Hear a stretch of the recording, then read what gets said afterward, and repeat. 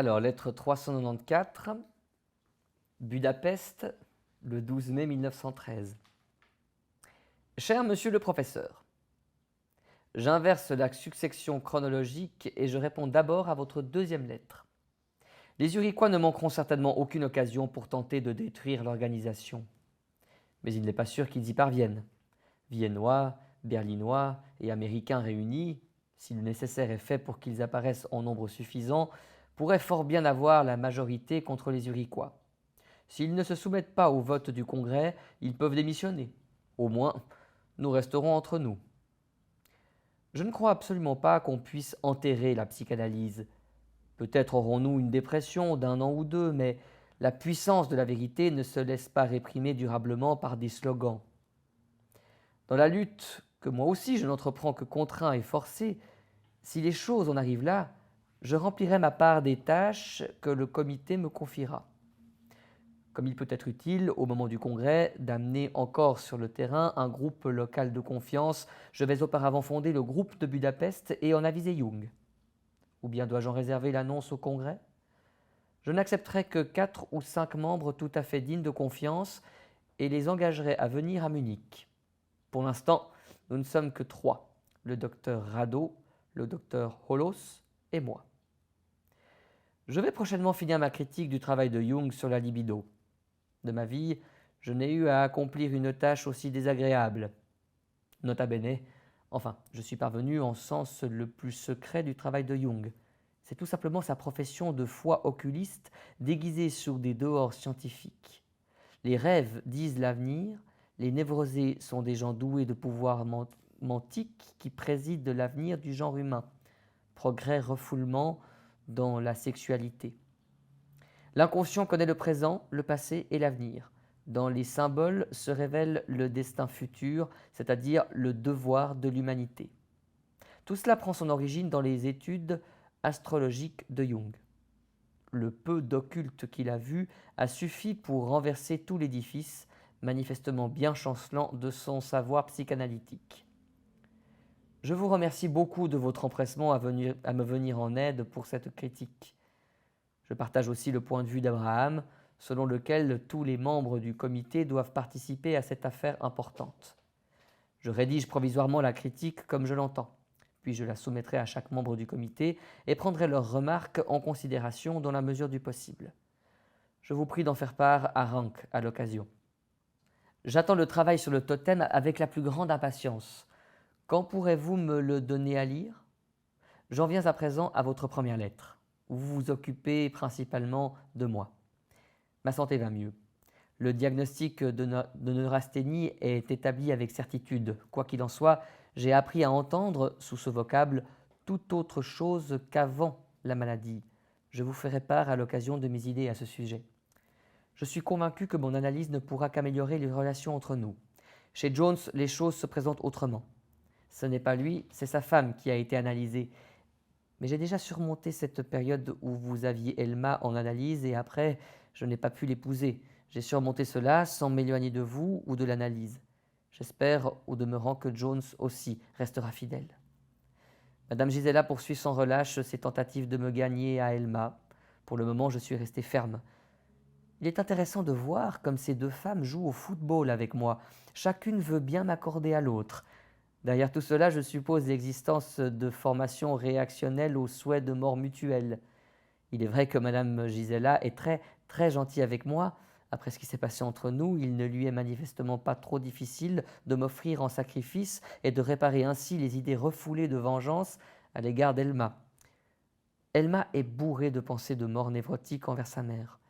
Aussi exagère-t-elle le souci qu'elle a de son bien-être et s'efforce-t-elle de ne pas nous déranger. Cordiale salutation de votre Ferenczi. Budapest, le 7 juillet 1913. Cher monsieur le professeur, je viens de remplir mon stylo à sec et j'ai posé tout de suite 2 feuilles de papier à lettres à portée de la main car j'avais l'impression d'avoir beaucoup à écrire. Le motif en est assez triste. Aujourd'hui, c'est mon 40e anniversaire. Cette date semble avoir activé en moi pas mal de choses et l'affecte à surmonter l'inhibition à écrire, que vous avez certainement déjà remarqué et qui m'a si longtemps empêché de parler de moi-même. À Vienne, lors de nos rencontres, il en va pour moi comme pour les gens en analyse, rien ne me vient à l'esprit. Habituellement, à Vienne, je me sens de très bonne humeur. La grande affaire qui nous occupe scientifiquement me captive entièrement, et quand vous me dites quelques paroles apaisantes en réponse à mes communications personnelles, je me sens tout à fait en accord et je suis heureux de revenir à nos thèmes scientifiques. Ensuite, ici à la maison, j'éprouve ce sentiment d'incomplétude, pour parler français avec Jung et Janet. Ce sentiment, comme si nous aurions dû quand même parler beaucoup plus de moi. J'étais tout à fait sincère quand je vous ai dit que je me réjouissais de voir l'histoire avec Elma réglée sans moi. Et cependant, cela m'a infiniment attristé quand j'ai entendu dire, après mon retour de Vienne, que le mariage avec cet Américain allait vraiment se réaliser.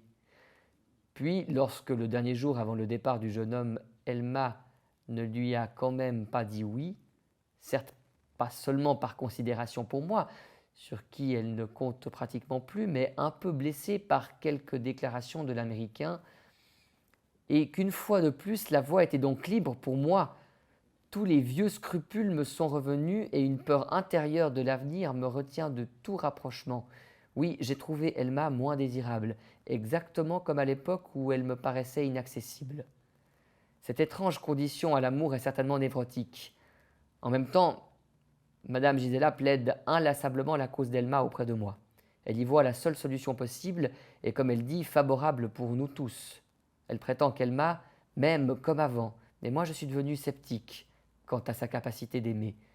Maintenant, comme avant, et cette pensée m'écarte chaque fois d'elle, quand en imagination je prends des dispositions pour m'en rapprocher. Toutes ces luttes se déroulent silencieusement en moi, mais elles m'inhibent dans mon activité et m'empêchent de travailler. Certes, les idées m'en viennent, même si ce n'est pas très souvent, mais il me manque la force de les mettre en exécution.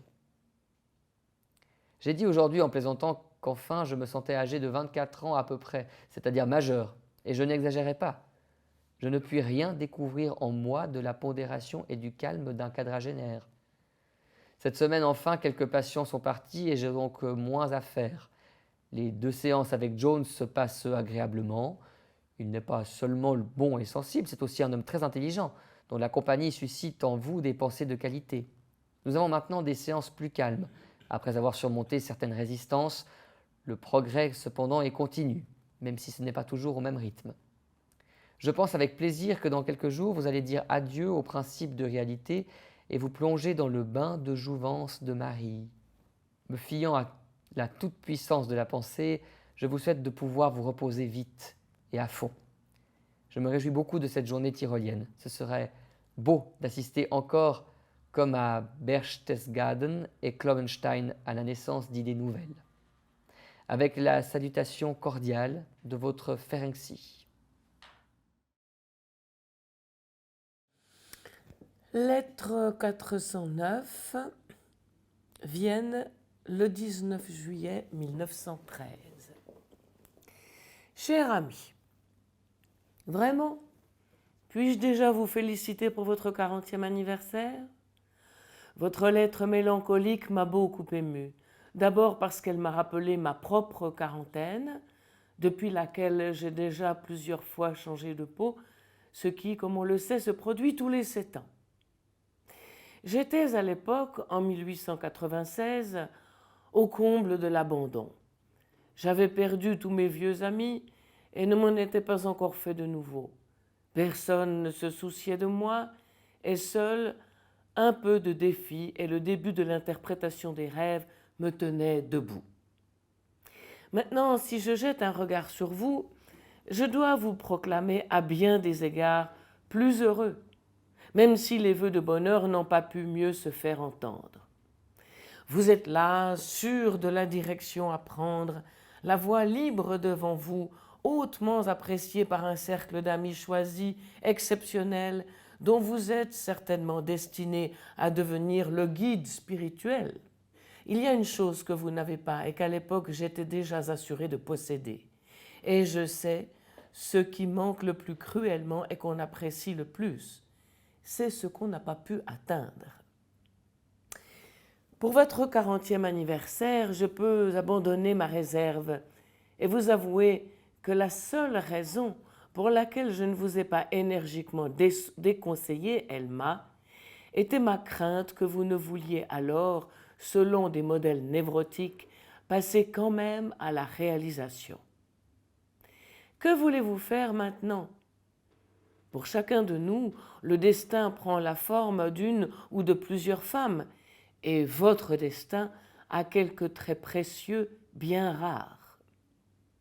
Vous savez, j'ai décommandé les Hemden cette année, si aimables que soit leur compagnie, pour vivre quelques semaines à Marienbad, libérée de l'analyse.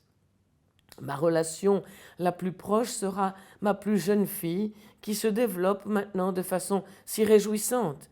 Vous savez, vous avez certainement deviné depuis longtemps cette condition subjective du choix du coffret.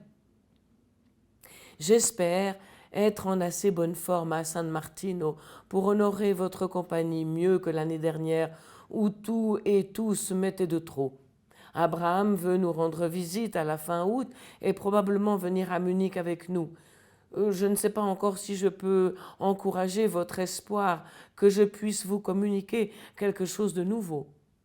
Les bonnes choses viennent vraiment chez moi selon une périodicité de 7 ans. En 1891, j'ai commencé avec l'aphasie. En 1898-99, l'interprétation des rêves. En 1904-1905, le mot d'esprit et la théorie sexuelle. En 1911-1912, mon affaire du totem.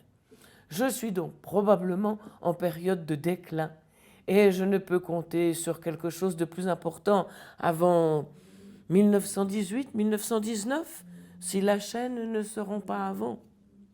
Ce que vous écrivez sur Jones me réjouit beaucoup. Je partage maintenant beaucoup moins la culpabilité dans l'issue du procès avec sa femme, depuis que je la vois s'épanouir ainsi dans la liberté. Je me suis extraordinairement attachée à cette Loé et j'ai développé auprès d'elle un sentiment très chaleureux, avec une complète inhibition sexuelle, comme rarement auparavant, probablement grâce à l'âge. Malheureusement, cet enfant aussi me donne de gros soucis auxquels vous ne devez pas encore laisser participer. Ernst Jones, le gonflement de ses pieds n'a cessé, de sorte que je suis finalement résolue à appeler le docteur Kaufmann, que depuis sa remarquable performance auprès de Sophie, j'apprécie tout particulièrement. Il a diagnostiqué des thromboses veineuses profondes qui auraient facilement pu devenir fatales. Il estime que le danger est maintenant passé, mais il interdit cependant résolument qu'elle entreprenne quoi que ce soit d'éprouvant avant la fin juillet. Le voyage à Budapest devra donc être annulé, celui pour l'Angleterre remis à plus tard. Jones ne doit encore rien en savoir. Ce que je comprends de cet échantillon de médecine interne, c'est que tout cela n'est pas très rassurant. Elle prend les choses avec sérénité et légèreté. Aussi, je ne veux pas la rendre trop anxieuse. Martin a bien réussi son 3e examen d'État, avec le mémoire correspondant. Il n'a plus qu'un petit mémoire à fournir et il pourra, vers la fin octobre-novembre, être reçu docteur. Les garçons ont été tous les 3 particulièrement appliqués et convenables cette année. Nous poursuivrons le travail pour notre cause, tranquillement, dans une sécurité réfléchie. Ce sentiment que les enfants sont établis, ce dont pour vivre ou mourir un père juif a un besoin pressant, je voulais le devoir à Jung. Je suis heureux maintenant que ce soit vous et les amis qui me le donniez. Avec mes cordiaux vœux de bonheur pour les prochains 2/3 de votre existence individuelle, votre amicalement dévoué Freud. Budapest le 15 septembre 1913. Cher monsieur le professeur, après votre départ, je suis encore resté 1 jour et demi à Munich et j'ai passé tout ce temps en compagnie de Lou Salomé. J'ai vu aussi peu de Munich qu'elle autrefois de Budapest. Son intérêt pour les choses scientifiques est si grand Qu'en sa compagnie, on ne peut parler de rien d'autre ni penser à rien d'autre. Une fois, von Gebzatel s'est également joint à nous. Jusqu'ici, il était philosophe, mais il a tourné kazakh pour devenir étudiant en médecine en vue d'exercer la philosophie analytique. Son origine philosophique se manifeste de temps en temps par sa tendance aux discussions terminologiques. La tendance prospective et la finalité ne lui sont pas non plus tout à fait étrangères, bien que les pieuses conférences des Suisses lui aient foncièrement déplu. J'aurais encore volontiers parlé au docteur Hatzinsberg, mais je ne l'ai pas trouvé. Von Gebzatel m'a dit qu'il penche pour Adler. Cela irait avec le fait que, dans son exposé, il a particulièrement souligné le côté biologique de l'érotisme anal, par endroits visiblement aux dépens du psychologique. À Vienne, je suis allé voir mon rhinologue, qui pour l'instant a refusé d'entreprendre une intervention majeure et s'est contenté d'une dilatation douce. Je m'en suis naturellement réjoui et me suis empressé de rentrer à la maison où je suis arrivé vendredi soir. Madame Gisela m'attendait à la gare. Elle va bien et vous salue en retour cordialement. Mon arrivée prématurée m'a permis d'avoir 2 jours libres à Budapest. Je les ai passés très agréablement avec Madame Gisela. Les nouvelles d'Elma, qui commencent à se fixer sur l'idée du mariage avec l'écrivain américano-suédois, ont manifestement dénoué en moi des fils cachés qui m'attachaient encore à elle. Je me sens joyeux, libre et ardent au travail. Mes rapports avec Madame Gisela sont aussi beaucoup plus naturels et sans inhibition. Aujourd'hui, c'était le premier jour de travail. La consultation était pleine. J'aurai 2 séances demain et 4 après-demain. Pendant mes heures libres, j'ai sorti du tiroir le vieux manuscrit de Weimar sur l'homosexualité. C'est maintenant seulement que je sais pourquoi je n'ai pas publié ce travail pendant si longtemps. J'ai certainement senti à l'époque que vous n'étiez pas d'accord avec l'explication homosexualité, névrose obsessionnelle, mais je vous ai entendu dire à San Martino que vous reconnaissiez dans l'homosexualité un des traits essentiels de la constitution obsessionnelle. Dorénavant, il n'y a plus d'interdit de votre part à la publication. J'envoie l'article à Rank pour le prochain numéro de la Zeitschrift. J'espère que vous en êtes d'accord. Et en même temps, j'ai terminé les 2 brèves observations de paranoïaque dont je vous ai parlé à San Martino. 1. Ostwald. 2. Le paranoïaque guéri, puis devenu fou. Je vous remercie de tout cœur pour les 2 cartes postales. J'ai été particulièrement honoré par les salutations de Moïse. J'ai obtenu des nouvelles très satisfaisantes de votre santé par votre femme, auprès de laquelle je m'étais informé, ce qui m'a sincèrement réjoui. L'été a été vraiment un peu trop riche en problèmes de santé en ce qui vous concerne. Monsieur le professeur, je reste convaincu que vous devez renoncer à la cure à Carlsbad. J'ai entendu parler de nombreux cas où elle a eu des suites désagréables du même genre que chez vous. J'espère que vous vous remettez complètement à Rome, auprès de votre compagne de voyage, que je vous prie de saluer cordialement de ma part, et que vous surmonterez aisément les chocs somatiques et psychiques des derniers mois. Je termine sur ce vœu, étant votre dévoué Ferenczi. L'épidémie de choléra à Budapest semble vouloir s'arrêter. Depuis 4 jours, pas de nouveaux malades. Au total, il n'y a eu jusqu'à présent que 8 à 9 cas confirmés.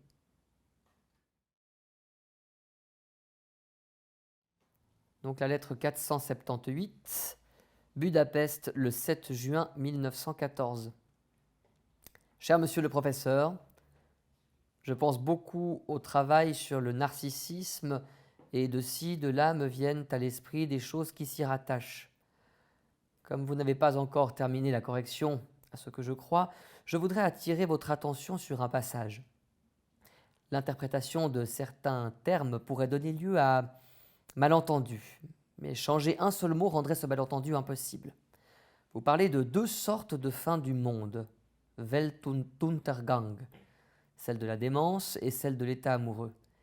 Mais le monde ne se perd que dans la démence, alors que dans l'état amoureux, il s'agit d'une fin du moi, Ich-Untergang, qui peut entraîner à sa suite un cataclysme non moindre et avoir psychiquement un effet tout aussi révolutionnant que la régression au narcissisme de la démence.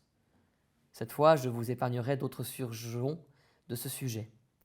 Madame Gisela vous salue cordialement, votre Ferenczi. Dans l'état amoureux, le monde ne va pas à sa perte, mais l'objet d'amour représente, pour l'amoureux, le monde entier. Lettre 499, Budapest, le 24 août 1914. Cher monsieur le professeur, au lieu du télégramme qui de toute façon n'arriverait pas beaucoup plus tôt, je vous réponds de cette manière plus détaillée. Votre lettre, qui décrit si justement les changements d'humeur qui alternent presque d'heure en heure et auxquels nous sommes tous soumis, culmine dans le même jugement désobligeant sur Madame l'Autriche que j'ai dû me forger moi aussi. En guise d'exemple de conformité aux règles des processus psychiques, je peux vous dire qu'en ce qui me concerne, mon penchant libidinal pour la personnalité susmentionnée, qui était apparu au moment des nouvelles plus favorables, s'est de la même façon transformé en son contraire. En même temps, un peu de libido est dans une certaine mesure devenu disponible pour nos efforts scientifiques. J'ai moi aussi fait quantité de lapsus à répétition, que j'ai interprété en plaisantant comme une paralysie débutante à la manière de l'hypocondriaque qui a appris la médecine. Récemment, je vous écrivais que mon désarroi et mon incapacité à travailler étaient accentués, mais non créés par la situation de crise. Votre incitation à venir à Vienne et à me mettre hors du temps à cette occasion, comme l'inconscient, voilà comment j'aimerais en profiter. Ce que je préférerais, ce serait aller à Vienne pour 4 semaines environ et faire avec vous des séances d'analyse dans les règles. Je dispose de l'argent nécessaire, je l'avais retiré de la banque pour le voyage projeté en Angleterre avant le moratoire. Je vous promets de faire tout mon possible, afin d'atténuer les difficultés pour lesquelles vous refusez d'analyser Tausk. Si cela se passait en partie autrement, ce ne serait que du matériel pour la suite de l'analyse, où vous devriez procéder avec toute la sévérité nécessaire. Vous le savez bien, je souffre du souvenir du bon père. Peut-être le mauvais me délira-t-il la langue. J'attends votre réponse par télégramme. Cordialement, votre Ferenczi. Lettre 511, le 30 octobre 1914. Cher ami, je me suis arrêtée hier à la page 54 de ma nouvelle histoire clinique et je ne peux pas mieux occuper ma tête ravagée par le rhume qu'en écrivant des lettres. Je déduis de la lecture de votre lettre à quel point est encore vivace votre sentiment de culpabilité infantile. C'était bien bête, cette interruption brutale de la cure, au moment où elle était la plus intéressante et la plus productive, mais il n'y avait rien à faire. Je vous donne à présent le pronostic. L'auto-analyse va échouer très bientôt. Et c'est très bien ainsi, car l'auto-analyse et l'analyse avec un étranger ne peuvent pas s'additionner. À l'évidence, tout ce que nous pouvons faire ici pour vous, afin que vous ne vous enlisiez pas dans le service, est de vous pousser vers les intérêts. Je vous ai fait envoyer par Rank quelques nouvelles parutions dont vous voudrez bien avoir l'obligeance de rendre compte pour la Zeitschrift en tant que rédacteur, et qui sont d'ailleurs intéressantes en elles-mêmes. Binswanger mérite une attention particulière et Pfister s'est soudain montré capable de voir Adler sous l'éclairage que j'ai projeté sur lui. Il ne fait d'ailleurs rien d'autre que de délayer quelques-unes de mes remarques. Il a l'art de distiller les louanges grandioses à partir de ce type d'objection. Partialité, opiniâtreté spéculative et absurdité semblent à la base de grands mérites en matière de science. Vous allez beaucoup vous amuser. En outre, vous avez le Kolaritz. La bibliothèque en demande naturellement le retour. Hier sont aussi arrivées les épreuves du nouveau numéro de la Zeitschrift. Je me suis beaucoup réjoui de voir combien vos contributions, même les plus brèves, sont judicieuses et substantielles. Un Italien, Levi Bianchini, chargé de cours à Naples et directeur du Manicomio, veut publier une bibliothèque psychiatrique internationale et commencer par une traduction de mes 5 leçons. Il offre aussi un échange de journaux. Accepté. En ce qui concerne mes travaux, je vous enverrai ce qui est transportable. les épreuves de la théorie sexuelle dès qu'elles arriveront, le texte de la nouvelle histoire clinique, si je peux avoir une copie dactylographiée. Si la liaison ferroviaire était humaine, je pourrais vous rendre visite un dimanche. Vederemo, tous vous saluent cordialement, votre Freud.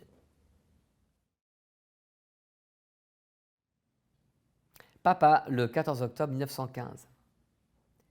Cher monsieur le professeur, votre visite à papa a agi de façon vivifiante sur mon esprit et mon humeur. Aussitôt, je me suis mise à écrire un petit essai sur les actes manqués présumés. En effet, vous connaissez déjà mes façons de faire.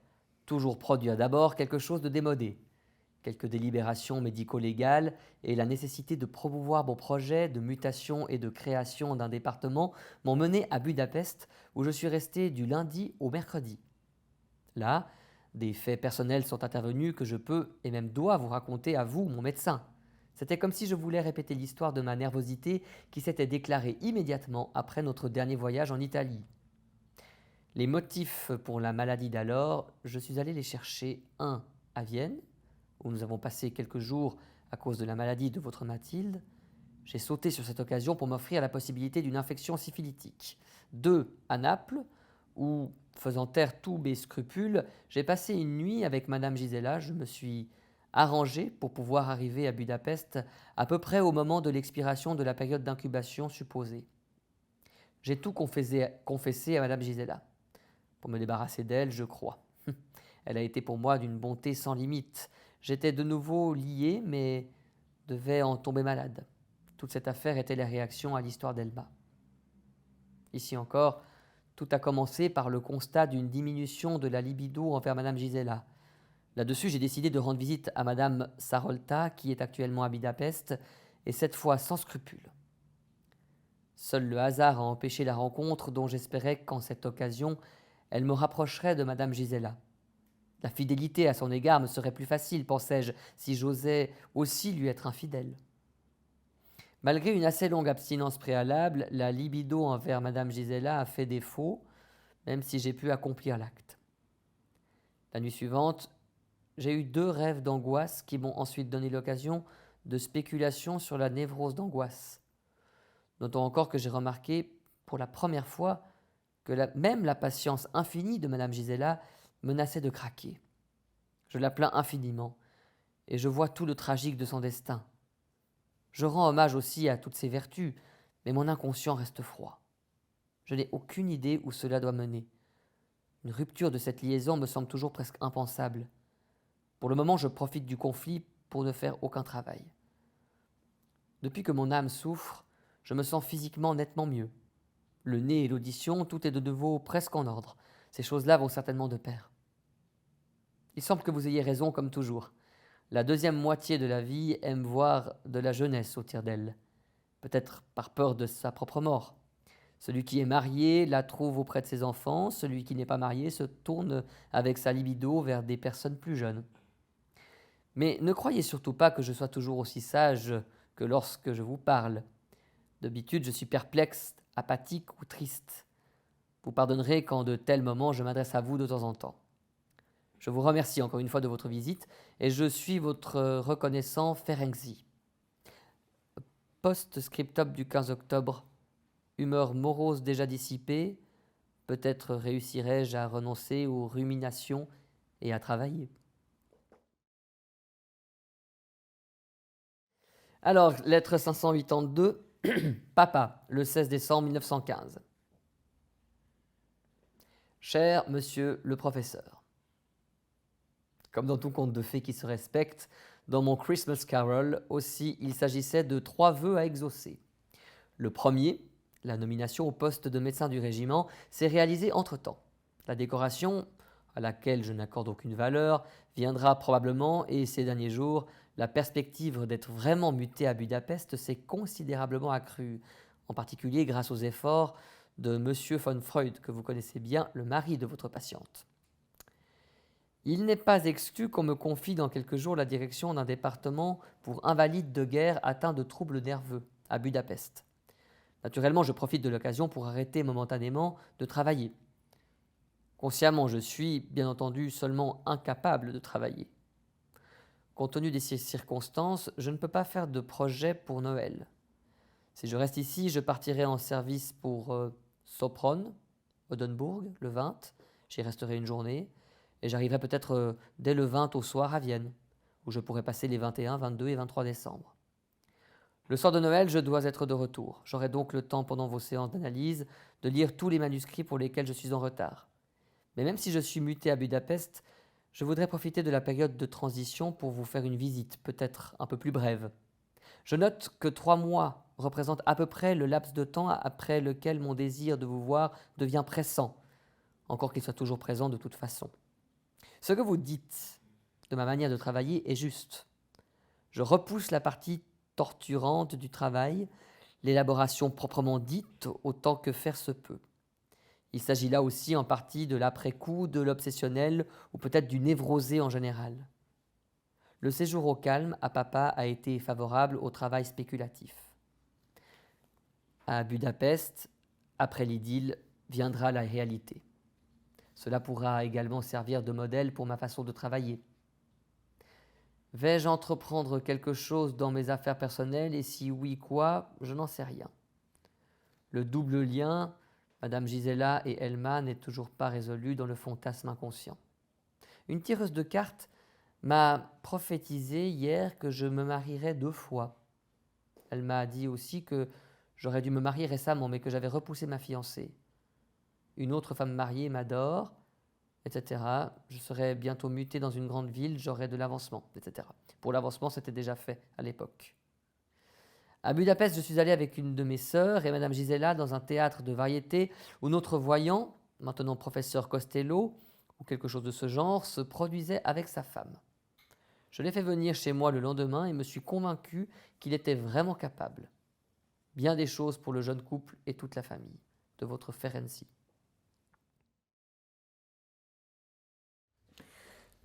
Lettre 591, le 18 janvier 1916, à Vienne. Cher ami, je ne veux pas vous faire attendre longtemps ma réponse. Vos interprétations sont certainement justes, mais il me semble, à en juger d'après le dessin, qu'il y manque encore l'élément décisif.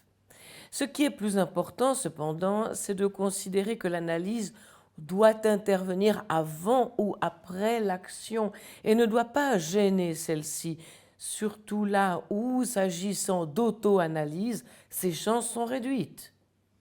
Agissez donc avec le plus de rapidité et de décision possible et laissez pour le moment l'analyse de côté, ou alors traitez-la comme un plaisir supplémentaire, sans influence réelle. En ce qui concerne l'investissement verbal chez les sourds-muets, vous avez raison aussi. Mais je ne crois pas que ce soit une objection très forte. Ce qui se passe chez eux, on ne le sait pas, et je ne le sais pas. On ne peut tirer un fil conducteur de l'ignorance. Pour la théorie du préconscient, entre essentiellement en ligne de compte le fait qu'il représente la liaison d'un système par un deuxième, plus proche de la perception. Chez le sujet normal, ce sont les images verbales qui le constituent. Elles peuvent être remplacées par autre chose. Cela dit, je vous suis reconnaissant de cette indication. Je suppose que vous éprouvez beaucoup de nostalgie pour l'idylle de papa. Je ne sais pas si la Zeitschrift marchera sans rancune. Pour l'essentiel, il s'agit tout de même pour vous de prendre les rênes en main depuis Budapest. Pfister écrit aujourd'hui, convaincu, à tort, que l'article accepté par nous, qui traite des rêves expérimentaux, est bien celui que nous voulions avoir. Il a casé ailleurs la lettre ouverte aux philosophes. Avec l'éclatement et la perturbation des communications, il est difficile d'éviter les malentendus. Je continue à rédiger les conférences. Les 3 sur le rêve sont terminées, au propre. Dans les conférences récentes, je traite de la symbolique sexuelle devant un auditoire mêlé.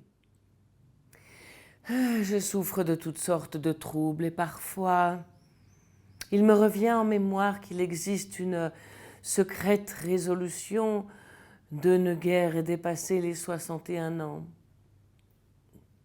De fortes espérances se portent sur le Monténégro. Je crois que je connais la motivation de Nikita. Il veut mériter le prix Nobel de la paix pour 2 ans. Et il est vraiment le premier à y avoir droit. Avec les salutations cordiales et dans l'attente, votre Freud.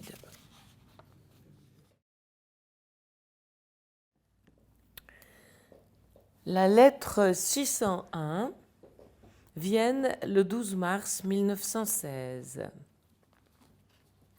Cher ami, que vous ayez peur du père, cela semblait ressortir à coup sûr de votre dernière lettre. Les déductions psychologiques dans celle d'aujourd'hui sont moins éclairantes pour moi. Qu'on aime une femme ou non, on doit pouvoir en décider, même les narines bouchées. Je sais, naturellement, combien il est difficile de distinguer entre ce qui est psychique et ce qui est somatique sur sa propre personne. Je regrette que votre venue soit tellement retardée. À Pâques, quoi qu'il en soit, vous devriez pouvoir prendre une permission pour Vienne. Premièrement, c'est à peine si on peut encore aller quelque part, on ne trouve rien, tout est follement cher, et deuxièmement, ma maisonnée n'est plus faite que de 3 personnes, moi y compris. Ma femme est depuis 2 jours à Hambourg. Anna va entreprendre une randonnée de Pâques.